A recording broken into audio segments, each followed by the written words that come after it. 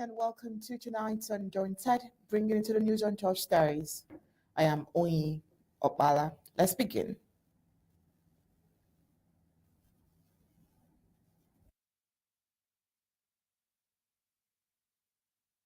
Acts of resistance surged this week as the Ambazonian State Army, the ASA, dealt a decisive blow to forces of La Republic de Cameroun in a surprise attack at the historic control post of Againinkom, located on the fringes of Boyo County. In a bold and coordinated operation, the ASA fighters outmaneuvered the La Republic de Cameroun military, forcing a hasty retreat and capturing valuable enemy equipment, an event hailed by supporters as a testament to the Ambazonian resistance and strategic strength. This military success unfolded just as before the president of Ambazonia delivered a landmark address during the nation's first ever mega county draft, a grassroots fundraising initiative aimed at deepening accountability and boosting local governance. Drawing a powerful metaphor, the president likened the county draft to the legs of a stool, each county vital to the stability of the nation. While acknowledging the complex sentiments some may have towards the federal government, the president urged every Ambazonian to contribute. Our revenue isn't fixed, but our responsibilities have multiplied, he said, rallying counties and local government area coordinators to lead draft efforts at least twice and to inspire through action rather than rhetoric. Framing giving as a political and spiritual act of trust, he declared leadership is not a title, it's influence, it's courage to invest in Ambazonians' future.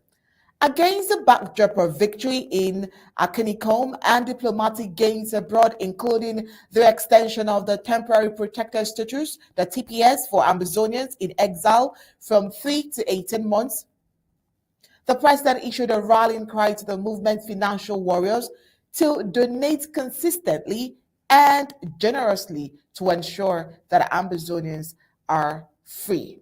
All right, all these and more we'll discuss on tonight's Undaunted. But first, let's get the prime headlines.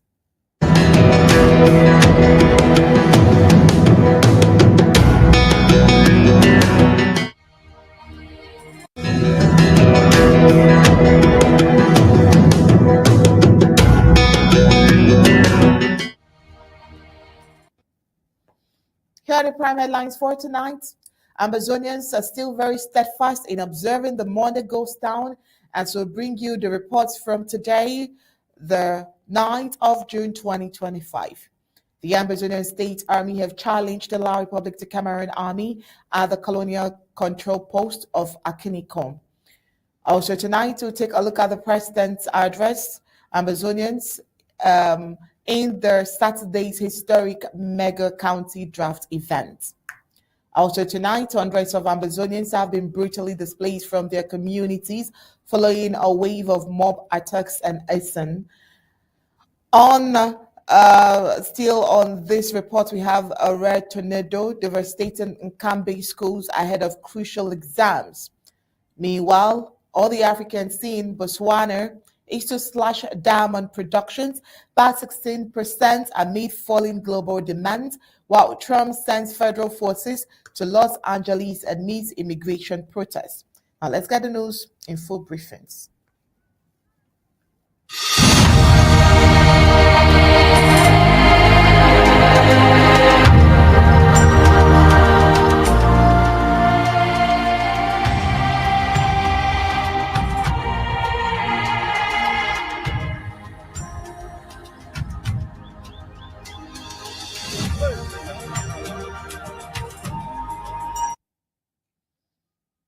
Today, the 9th of June 2025, marked another Monday of steadfast observance of the traditional Ghost Town Day by the Ambazonian communities. This long-standing practice, instituted in 2017, underscores the community's commitment to their social-political cause. As part of the observance, Ambazonians ensure that Their towns remain deserted with businesses and markets closed. The spirit of unity and solidarity is palpable, with community members adhering to the directive of the Ambazonian government. Institutions run by the La Republic de Cameroon government in Ambazonia also came to a standstill, further emphasizing the Ambazonian government's resolve. This collective action demonstrates Ambazonians' dedication to the struggle. The Monday Ghost Town has become an integral part of Ambazonians' life, serving as a powerful symbol of resistance and resilience. The financial implications of these boycotts are significant, dealing a substantial blow to the La Republic of Cameroon's government's economic interest in Ambazonia. While the Ambazonian people themselves also bear a considerable financial burden due to the shutdown of economic activities, they remain resolute in their commitment to the cause. Despite the economic cost, Ambazonians are comfortable with the sacrifice, driven by their desire for independence and self determination. The results they have achieved so far, including increased international attention and pressure on the La Republic of Cameroon government, have reinforced their resolve. For many Ambazonians, the pursuit of independence is worth the economic hardship, and they continue to stand united in their determination to achieve their goal. The consistent observance of the Monday Ghost Town tradition shows the community's unwavering commitment to their struggle as they continue to assert their rights and freedom. The Ambazonian people remain steadfast in their resolve, convinced that their collective efforts will ultimately yield the desired outcome. Oh well, before we get into see our in-house analyst for tonight, let's take a look at what the Ambazonian State Army has done this weekend. And so the Ambazonian State Army has dealt a significant blow to the La Republic of Cameroon Army, challenging their control in the Againinkom local government area. Well, in a recent confrontation at the Colonial era central post of Againinkom, a locality situated at the outskirts of Boyo County in Ambazonia, the ASA energized and emerged victorious, forcing the La Republic of Cameroon army to retreat. Well, according to reports, the ASA launched a strategic attack on La Republic of Cameroon's army position, catching them off guard. The La Republic of Cameroon soldiers reportedly fled in disarray, abandoning valuable equipment and supplies. Amongst the valuables left behind were drones, bulletproof vests, three guns, and many other military assets. The ASA's successful operation has boosted the morale of Ambazonian forces, demonstrating their growing strength and capabilities.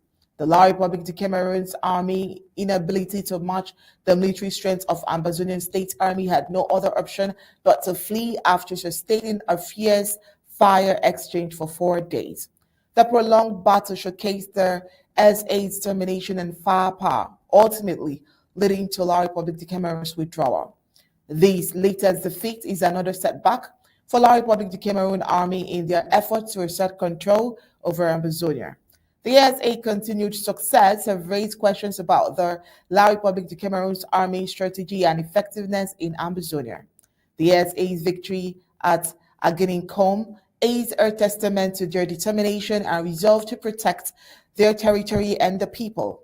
As the conflict continues, the Amazonian forces remain committed to their cause, pushing forward with their efforts to secure independence and self-determination.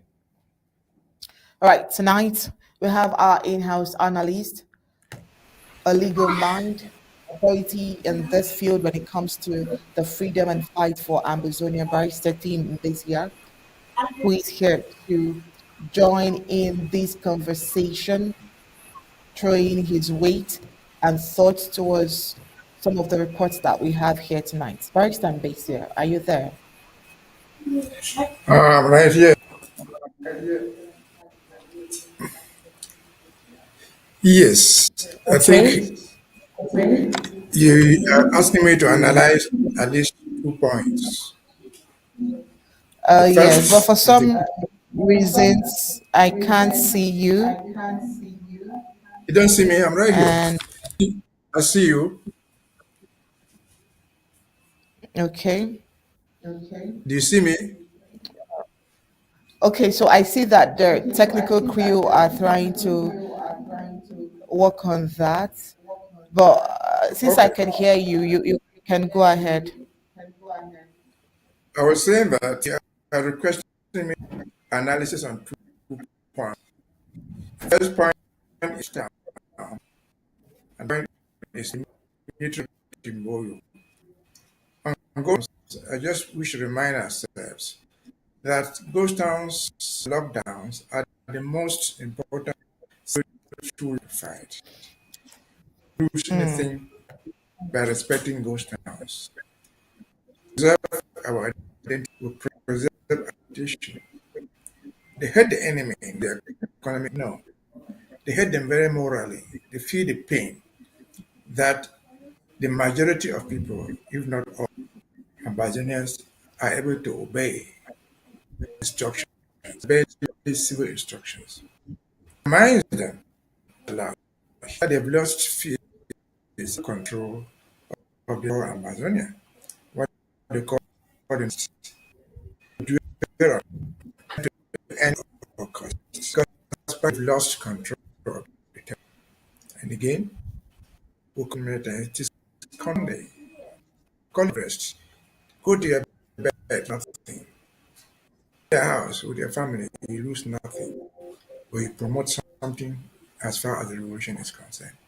You promote the idea that we are determined to end this union, to pull out of this legal structure that we're put in. As far as the ghost towns is concerned. Then the second element, Boyo exploit, the military exploit in Unicom or Boyo. Well, it's just a reminder to the enemy that we are in a guerrilla warfare. The war has not every of our territory is involved because we don't have time in Victoria or in Ba or in Mountford or in a town. We don't have tanks, but we have human fighters who are present everywhere, who will take action when needed. It reminds them that nobody wins a guerrilla warfare until you call the guerrillas, until they become civilians through their representatives to sit down and address the fighting. And so I want to say congratulations to those guys in Boyo. And again, remind every other person, especially the Cameroon military, that our war front is there. Why do you think that they might win a battle by 2, 3 guerrillas in Mountford, in Boya, or anywhere, but they have not won the war? Because they kill 2, 3 guerrillas, 100, 1,000 others are going to come. Not necessarily kill the others to suffer some and do exactly the same harm which the other ones you killed were doing. And so, congratulations to those our boys, ASAs in Boyo. And we just believe that the rest should do so everywhere, every time, moment. When opportunity hit hard on them, within heart, everywhere that will bring a pain, that will make them feel globally, because they will know that they have no way to escape. If you escape from you, I find yourself a moment. If you escape from meet them in Manfred, if you don't Manfred, meet them. Or but okay. Somewhere in a there is a world. Thank you very much for that. All right, thank you so much. And over the weekend, while the ASA, they were doing what they are known best for, the president on Saturday, the 7th of June, in a very visionary address to the people of Ambazonia, spoke during the first ever mega county drafts, urging Ambazonians across the territory to embrace the spirit of collective responsibility, unity, and self determination. Speaking with conviction and clarity, the president emphasized the foundational role of the county draft system, where he compared it to the legs of a stool, which is essential in providing the stability and accountability needed for a striving national movement. He stressed that this innovative funding mechanism was designed not merely to raise money, but to ensure transparency and direct responsibility in the stewardship of the resources at the county level. Let's get that. Let us not forget that there are three great pillars that uphold our revolution: the local government areas, the local government pillars, the county pillar, and the federal establishment. These are not three rival entities. They are reinforcement structures. Like the three legs of a strong stool, each one stabilizes the other. Whatever escapes the sword of the local government shall fall under the sword of the counties, and whatever escapes the sword of the county shall fall under the sword of the federal government. That's how it was designed. This is a complete system of accountability, defense, and governance. So the president acknowledged that some may have personal reasons for not contributing directly to the government, but he, at the end of the day, encouraged all to take part in this draft, because he also highlighted that while the revenue remains limited, the responsibilities of the government have grown exponentially. And the president called on counties and local government area coordinators to lead with action and example. He urged persons not willing to be part of all the draft to draft at least twice. This will help in mobilizing the grassroots and engaging communities with clarity and purpose. I think he meant. Let's also get that. Money in our revolution is colorblind. We do not discriminate against the source, provided it is legal and comes with no strings attached. Whether it comes from a humble farmer in Menchum or a tech entrepreneur in Maryland, every franc, every dollar, when given in sincerity, is a strike against the enemy and a vote of confidence in our future. To that end, we designed a strategy for all of us to draft not once, but twice, about 2 years now, the federal and the local. Some may have reasons for not drafting to the federal government. That's their right, and we respect that, provided it is not used as a pretext to avoid drafting altogether. If you chose not to give to the federal draft, then I encourage you to draft twice to your county and LG. And if you prefer to stand with the federal structure only, then by all means draft twice with the federal government. We need more than less. We need more money. Leadership, he reminded them, is not a title, rather it's a responsibility, and is a responsibility accompanied with influence. He said it's not measured in words, but in influence and impact and the ability to move towards people and towards a shared goal. Framing financial contributions as act of faith, the president described giving as both a spiritual and political investment in the future of Ambazonia. He said every donation is a testament of trust in the mission, he declared, a commitment to freedom and a vote for the security of Ambazonians. And so, as tensions continue to simmer in Ambazonia, the president warned that Ambazonians must remain vigilant and ready to defend themselves. If the need arises, he stated firmly, Ambazonians will lock their borders. He says Ambazonians must resist any attempt on people to invade them. Let's get that as well. Dear leaders, giving is not just an emotional decision. It is an act of trust. Trust in the mission, trust in the vision, and trust in the management of the leadership in place. It is a spiritual and political investment in the destiny of Ambazonia. We have to earn trust. To access the people's free will, we must earn their trust. That's why good leaders don't talk anyhow and don't act anyhow. And that's why it is the most organized and the most trusted and the most inspiring leadership that receives support. I would draft to my county, for example, and I will draft the extra to some counties that I can. To all counties and LG executives, I say this: you are called to mobilize, lead, and motivate your people. If the people abandon you as a leader, no one can empower you. That responsibility comes with a sense of accountability to your people, the people we are leading. Leadership is not a title, it is a positive influence.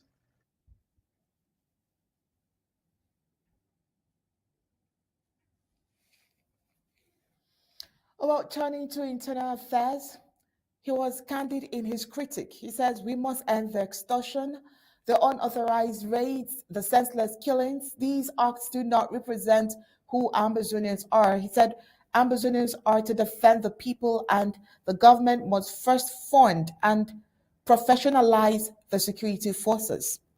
In another development on the diplomatic front, the president announced that through sustained strategic engagement, Ambazonians' temporary protected status had been extended from 3 months to 18 months, a move that offers much needed stability and protection to Ambazonians abroad. He also called upon the financial warriors of the movement, those in the diaspora and at the home front, with the capacity to give, to remain consistent and commitment, by saying that this fight is won with discipline, dedication, and the power of giving. It is the power of giving that is the power of the people. Let's get that. On the home front, the stakes are high, higher than ever this year. We must stop the increasing excesses of the criminal occupation forces on our people and communities. The rape, the wanton kidnappings, and extortions, the torture, and the criminal raids by the occupation forces of La République du Cameroun.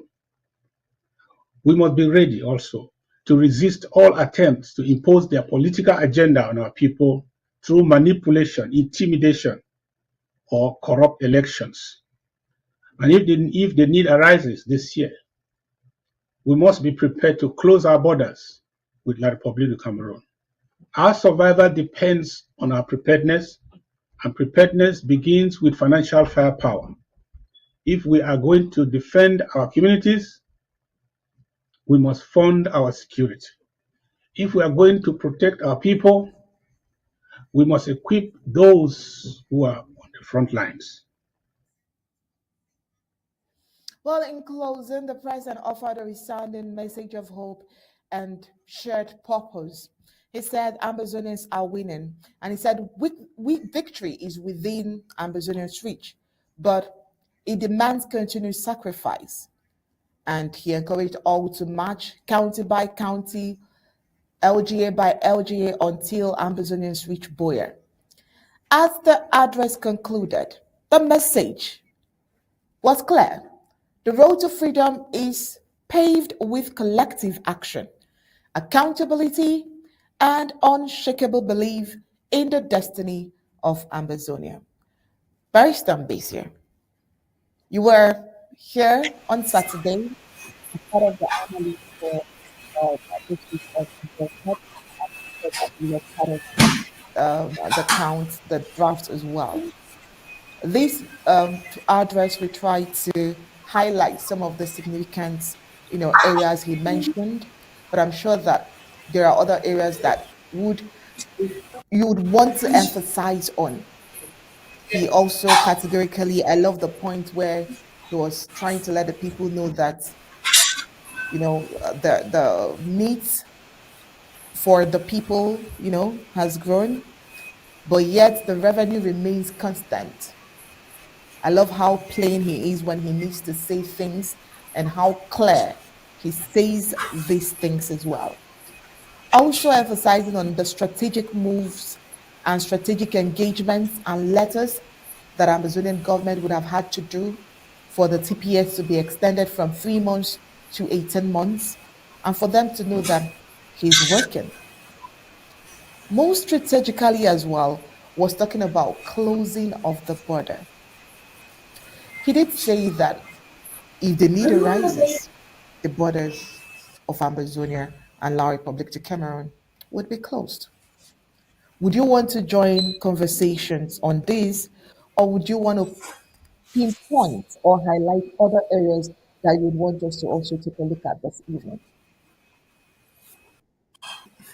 Well, it looks almost impossible to analyze what the president said in a single set of 15 minutes. But each time we have the opportunity, we will remind our listeners, we will remind our followers some important aspects of what he said. For example, the president said that the whole revolution turns on a three-legged stool. The LGAs, the counties, and the federal government. I urge us to be committed in all. If we cannot be committed in all, be committed in at least two. But if you get committed only in two, a three-legged stool cannot stand legs. It needs the three legs. So it's important for this reminder because people complain all the time. What is drafting? It's giving your money voluntarily. It's not a tax. It's money that you pay out voluntarily to support a cause. And you said something very important. That we accept these donations blindly, where they come from the AGA or wherever they come from. They come to support the cause. We don't ask why you are giving. We accept it as a blind gift to support a national cause. That's absolutely important. Because we have critics, and the critics will always be there. They have been there, they will always be there. And so the act of drafting, he says, must be met with accounting. Very often you give your money, you want to know how the money is spent. That's the role. But we cannot forget that we're in a revolution. But what you need is a way of thinking. Expecting a penny per penny accountability is almost close to impossible. Because the actions that the government takes, the leadership takes, either at the LGA, at the county, or at the federal government, which final prints will not be put out there for you to consume. But again, it goes on. What is important is that you trust the leadership. The leadership is what he says is correct. Leadership is not a title. It's not a title. Leadership is a function that is supported by a following. And so if you are a leader, be in at the county level, at the LGA level, or at the federal government, if you've lost the population, you've lost everything. But the population would have to understand, in my own addition, that the leadership that you put there is not a leadership of angels.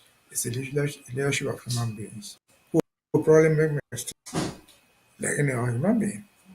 And so this important reminder is important for people to understand. And then he said something very important, which I emphasize. He talked about the TPS. And I emphasize on that because over the weekends we heard audios from people trying to criticize whatever action was taken to merit or not to merit the TPS. And what are these critics? The bulk of the critics are not, TPS is a merit-based thing. Diaspora membership is not found only in the United States. They're found all over the world, in Europe, in Asia. But TPS concerns the United States immigration system. And it will be good for those who want to criticize, especially those of us who are not in the United States, to first do something where they are.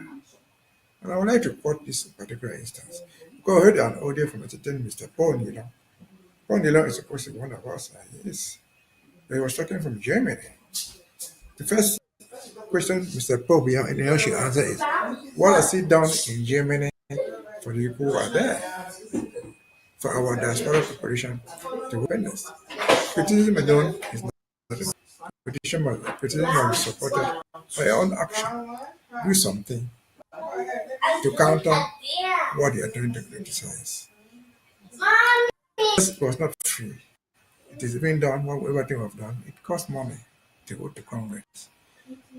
How much have you contributed in this to make that bargaining between us and the Congress possible? So criticism without support is empty talk. That's what we can take from this narrative.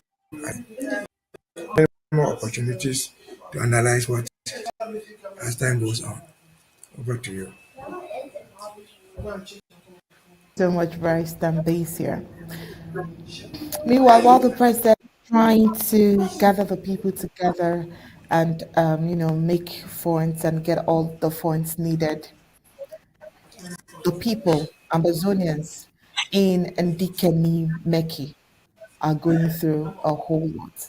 And so this morning, Southern Cameroonian residents, many have cultivated lives in Ndikeni Meki for over 2 decades, gathered at the Bafia Colonial SDO's office. The assembly was a desperate and collective cry for justice, following a series of assaults that critics contribute directly to the colonial government's obvious inability to secure their region, alongside troubling allegations of complicity in fanning ethnic tensions. Reports suggest that a mob of roughly 400 individuals, identified as local militia members, unleashed a violent assault on southern Cameroonians' home and livelihood. Eyewitnesses recounted harrowing scenes where homes were deliberately touched and properties reduced to rubble. For 8 years now, the poor living conditions of displaced Ambazonians, especially those trapped in La Republic de Cameroon, has significantly deteriorated. The colonial government has consistently failed to resolve through any genuine equitable means since the war started, forcing the innocent population to become victims of such xenophobic acts amongst her various communities. The stubborn fingers point to local chiefs reportedly orchestrating these militias, allegedly actively peddling xenophobic against the Ambazonian population, particularly those originating from what they refer to as the Northwest, in quote, Northwest and Southwest. Many who observe the situation are increasingly convinced that this rise in ethnically charged violence directly results from the colonial government's continuous malhandling of the war and its undeniable prejudice against Ambazonian residents. Meanwhile, there are increasingly fervent calls for impartial intervention from national authorities working hand in hand with community leaders and human rights organizations. And so, Ambazonians in Ndike Mineki, most of them at this point have lost their homes through what is known or what is identified here as ethnic violence. They can't go back home due to the war, and where they are being persecuted, their houses are being burnt, they are left homeless. As at the time of filing this report, we've not been able to get numbers and records of those who have probably been killed, those who probably are injured. We're only able to get images of the homes that were burnt down, which is what we showed. And so, Barrister Mbeseha, you can imagine the kind of pressure that the government of Ambazonia is going through. This is just 1/4 of the pains Ambazonians go through wherever they are. This is a very painful one for a new week like today. What would you say, Barrister? Well, I would say that it is the most unfortunate thing that has occurred during this struggle. Nobody doubts, they only agrees that there is war going on. And the idea of war is an international event. People, the world understands what is war. And when war occurs, you expect people to escape. Those who escape out of the country are called refugees. Those who escape within the country are called internally displaced. Either way, the government where they escape owe them a responsibility. Let us deal with the refugees in Nigeria. Nigeria is a foreign country. Those of us who escaped to Nigeria or to Ghana, we are not citizens of those countries. But as refugees there, we are entitled to some protection, which as of this point, the Nigerian government and other foreign governments are providing. A few seconds ago, we were talking about the TPS. A good number of the people who are under the TPS have even the American government is trying to protect them. They're trying to offer them something. But go back to what is happening in Makinini. Makinini, like other places in Cameroon, it wasn't Makinini. Also in Bafia, which is part of Cameroon, the government of Cameroon claims Ambazonian is part of their own country. I've said this many times before here. What action has the government in Cameroon, Yaoundé in particular, taken to assist these internally displaced? No action has ever been taken by the central government in Yaoundé. They leave them at the mercy of their own people. Not just at the mercy of the people, decide with them. Otherwise, how do they explain that these things are going on without anybody mentioning it anywhere? This is the same Cameroon government that has set up a whole commission living together with a large budget of the taxpayers' money. This commission is headed by an Ambazonian. And if people are being chased away now, where is the living together? This is the very Cameroon government which has a parliament. It has senators. If they tolerate this, just talk in terms of one Cameroon, if they allow people from Ambazonia not to stay in Bafia, not to stay in Makeni, they allow these things to happen to them with impunity. Where else they will go to? This is happening under international law, protection of refugees and the internally displaced. They are not just protected physically, they are protected otherwise. They have to be given medical facilities because they are not home. They have to be given food. But we're not even talking about medical facility and food. We're talking about people depriving them of what they have had. When refugees in Nigeria, and one of the rules for keeping refugees is when people escape their own area. To prevent feeding them all the time, the first thing that the accommodating society does to them is to give them land on which to farm so they can eat. And so if these people have gotten there, like the ones in Makinini or Bafia or anywhere else, and they are farming, they are being to live in. Then those who try the same community with no action from the government, with no words spoken, no investigations carried out, no criminal responsibility assigned to these people. What are we doing there?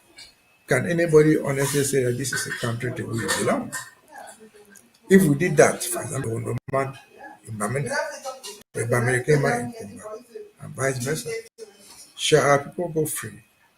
Will they not be turned down but with guns to catch these people who have done that to their own people? That's surely what they will do. So what is the meaning for this double justice system? Are there police and magistrates and courts in Makinini and Bafia? They are. Is the money from some places that will have Ambazonian? Of course. So why should they go through this? Where is Mr. Musonge in this commission? Where are the traitors sitting here on from Ambazonia? Where are 35 MPs? Who do they represent? If you cannot raise a finger on all these issues, they following their own people. Again, this is the reason why we fight. We have to leave them. Wounded as we are, we have to survive without them. Over to you. Mbeseha, wounded as we are, we have to survive. But how much can they survive? Because heading down to Nkambe is another sad story. And so a tornado tore through Nkambe yesterday afternoon, causing significant damage at the government's primary school just days before the national examinations.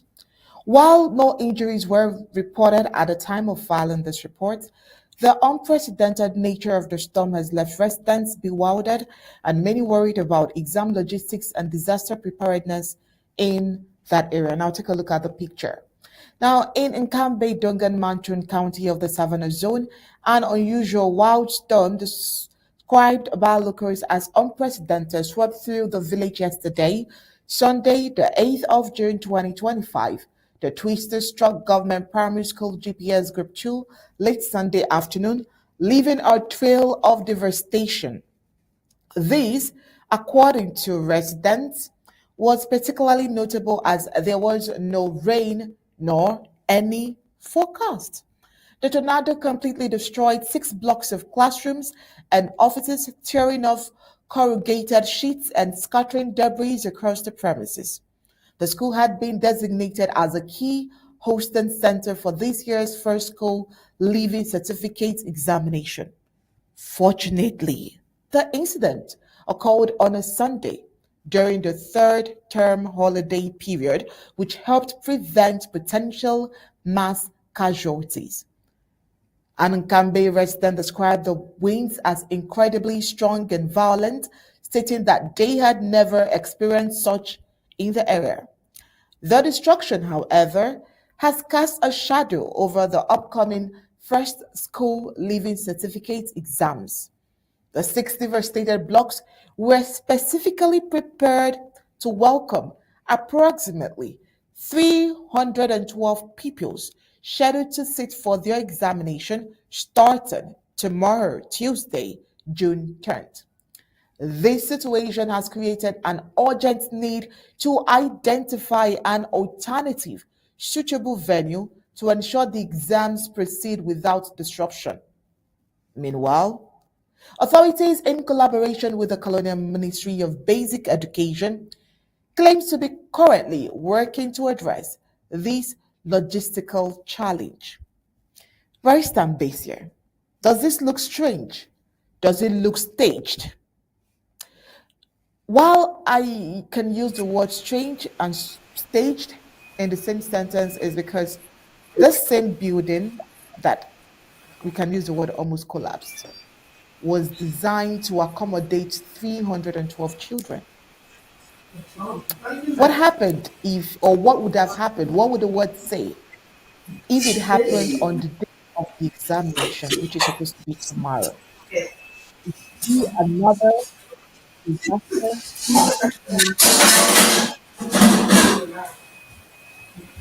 Does this ring any strange bell? Does this tell any tale? Because, I mean, just like the report indicated, there was no rain, no stuff, nothing, just like that. What do you think? Well, I would think that what happened in that school building is not staged, but it is strange. Strange why? It was a natural disaster, they call it, a tornado. It could happen to any place. But it is strange because when you put up buildings in the tornado area, the way you design and construct the building is supposed to be specific to resist the tornadoes. Let us say that they did not do that. But when they occur, when such disasters occur, there's some action you expect the people to take. In this instant case, not the Ministry of Secondary Education, not the Ministry of Primary Education. That is not that's not their function to manage disasters, to manage natural disasters. That's not their function. What is the silence that by the relevant government departments, the Ministry of Territorial Administration, the president, because everything in Cameroon not happen, you say the president has done this. There's a flood, the president comes and gives you buckets. There's rain, the president comes with umbrellas. So where is the presidency in this thing? Because a real government has all these things provided for. In that government has for natural disasters. If you go through the American news, for example, you see fires burning everywhere in California. You see storms somewhere. I see the action that is taken to remedy the situation, at least to come to the aid of the victims. Where are these people? Where is the aid to remedy the urgent situation of these people who are going to this school? There's no aid. There's no assistance. They pretend not to see it. But if you go into the fine print of what goes on, you find that in the relevant ministries, there's a budget for all that. They steal the money, they do nothing. The presidency, as conspicuous as it is, pretends not to know, pretends not to see what has happened to the people. This happened to us. Is it deliberate or something accidental? In my own opinion, it is deliberate. It is part of the punishment that they wish it comes to us because nobody will raise a finger. Again, we have people, as I've just said earlier, who represent those places in parliament, who represent them in Congress, in the Senate. What are they saying? A good number of people, some people are from there, who are government ministers. This is not a thing for you to go and cough out 50,000, 50 million from your private pocket. There's a reason why there's a government. There's a reason why there's a budget. There's a reason why we pay those taxes. Why then are we not benefiting at the time? And that will ought to benefit. It is neglect or punishment indirectly, which is one of the reasons why we fight. This is what happened to us one too many before and today, and will happen. What do we vote to go into all this? Why do we have to suffer into all these type of things? No accountability, no responsibility for governance, absolutely zero. The only thing they expect from you is to vote for them. They expect from you to adore them, which is what we are saying no. No. A father, the head of a family has a family. The family has to look up to the child, to the head of the family. If you have refused, if they are not doing their thing, it ceases to be a family. Even in your own private home, if the children are crying of hunger, if the water is leaking in the house and not, you don't do it, you come back the next day, you not meet a wife, you would have escaped somewhere with her children for shelter. And so that's the reason why we fight. What has happened to those schools? That is only one several out of several schools that have suffered those things before. Many more will suffer tomorrow. That's the reason why we fight. But we need to have our own institutions. If we were there, we will realize that there's something wrong. Institutional structure put in place to handle those things. We'll step in immediately. If it means taking loans, we'll take loans. If it means experts from somewhere else, we will do that. That's the reason why we fight, and we have to fight right to the end. Over to you. Right, thank you so much, Barrister Mbeseha. Love how you put those words. All right. It's actually very strange and scary this time around. Barrister Mbeseha, it's at this point that we'll let you go because we know that we'd want to have you tomorrow here on Undaunted. And so would want to see you again tomorrow. So thank you so much for being part of today's and tonight's Undaunted. Thank you for having me. You're welcome, sir. Right after the break, we'll head straight to news across Africa.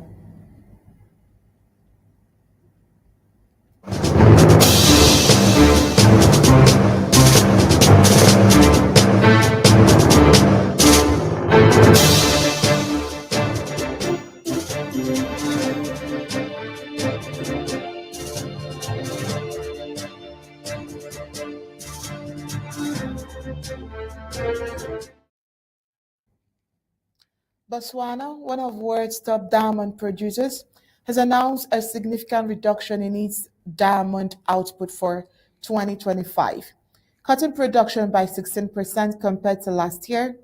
The decision comes as global demand for natural diamonds continues to decline, driven by economic uncertainties and the rapid rise of lab grown alternatives. The move is expected to send ripples through the international diamond market, but is particularly consequential for Botswana, where diamonds account for nearly 80% of the country's export revenue. The Southern African nation has long rallied on its diamond reserves as the backbone of its economy, funding everything from infrastructure development to education and healthcare. Botswana, the country's largest diamond mining company, a joint venture between the government of Botswana and DBs, has been hit especially hard. The firm, which is responsible for approximately 90% of Botswana's diamond sale, reported a dramatic drop in revenue of nearly 50% last year alone. The diamond market is under pressure, said a senior officer from Botswana Ministry of Minerals and Energy. He says we are facing headwinds from both the global economy and the growing appeal of lab-grown diamonds, which are increasingly accepted by consumers and retailers. Lab-grown diamonds, which are virtually indistinguishable from their mined counterparts and comes at a fraction of the cost, have been gaining market share rapidly. Their environmental appeal and affordability have attracted younger buyers, putting traditional diamond mining companies on the defensive. The production cut is aimed at stabilizing diamond prices and aligning supply with the subdued demand, but it raises concern about the broader impact on Botswana's economy and employment. Thousands of jobs are tied directly to the diamond sector, and further downturns could strain public services and social programs heavily reliant on mining revenues. Economic analysts warn that unless Botswana diversifies its economy, its heavy dependence on diamond mining could have and leave it vulnerable to long-term structural shocks. Some government officials have indicated that efforts are underway to invest in tourism, technology, and financial services to cushion the blow. Still, with global trends shifting and lab-grown diamonds continuing to disrupt the market, Botswana faces a challenging road ahead in maintaining its status as diamond powerhouse. Coming up next is news across the globe.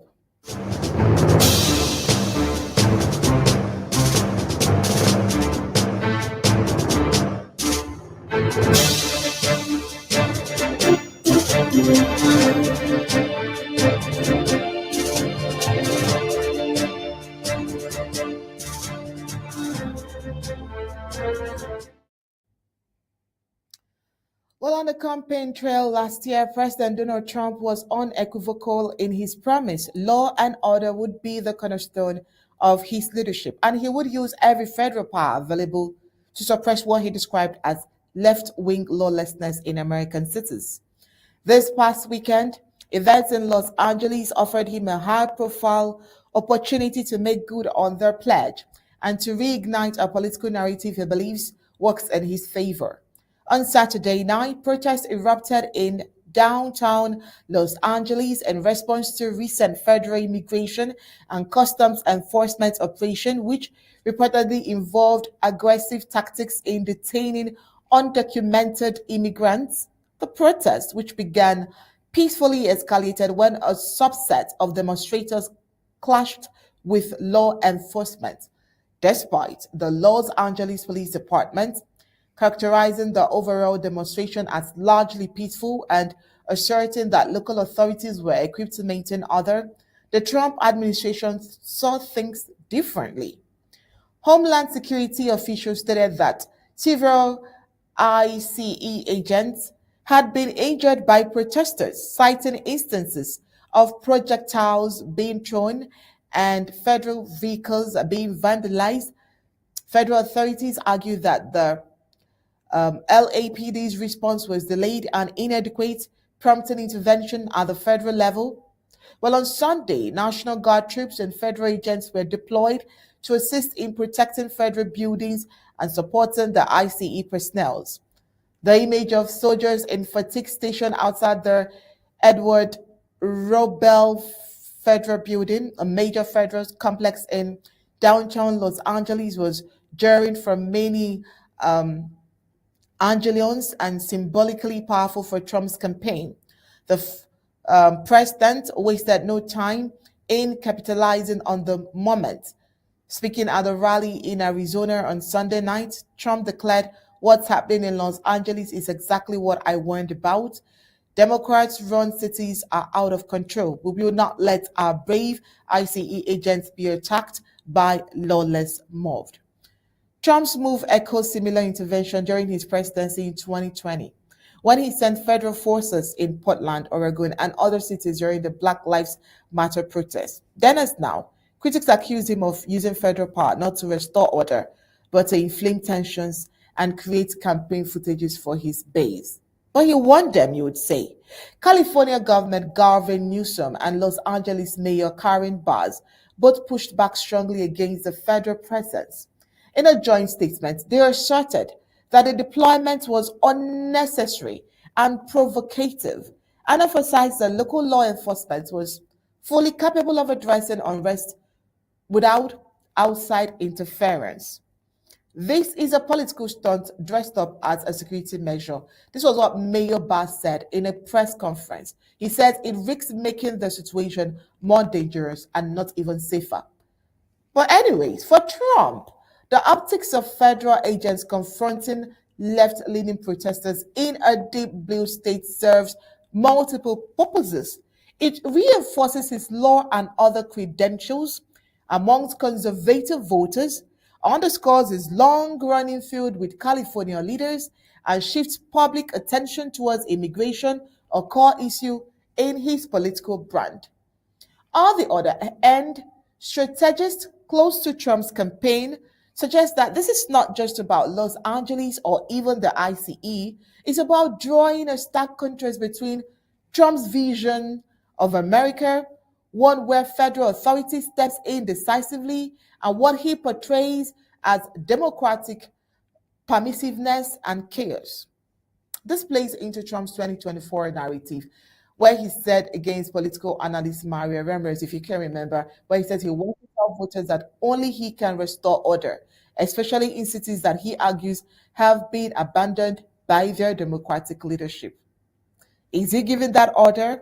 Well, civil rights organizations and immigrants advocacy groups warn that the federal intervention could escalate tensions rather than resolve them. Several groups have already filed complaints with the Department of Justice, citing excessive use of force and the chilling effect on constitutionally protected protests.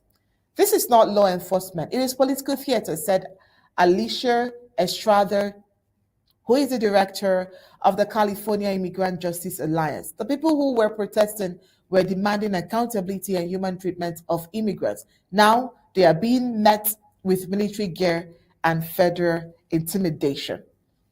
But on the other hand, you could just say Trump just wants law and order.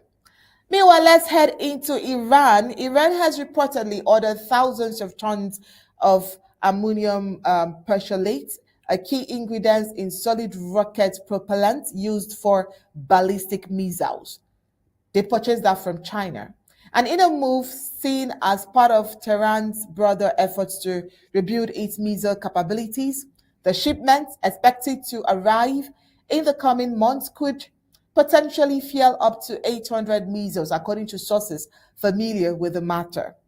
The transaction was reportedly facilitated by the Iranian company Pish Gaman Teraj, Rafael Novan and Co., which procured the materials from Hong Kong-based Lion Commodities Holdings Limited. The procurement comes as Iran remains engaged in sensitive nuclear negotiations with the United States, which is raising concerns in Washington over Tehran's military ambition. U.S. officials have responded by imposing new sanctions on multiple Chinese and Iranian entities believed to be involved in supporting Iran missile development. The move shows growing international unease over Iran's potential to supply missile components to allied proxy groups, including the Houthis rebel in Yemen. This development shows the dual-track strategy Iran is pursuing in bolstering its regional military influence while continuing diplomatic engagement over its controversial nuclear program. It also adds another layer to the already fraught U.S.-Iran relations and efforts to curtail Tehran's ballistic missile capabilities. And with that report from Iran is where we draw the curtains on tonight's Undaunted. But before we go, let's take a look at the major stories.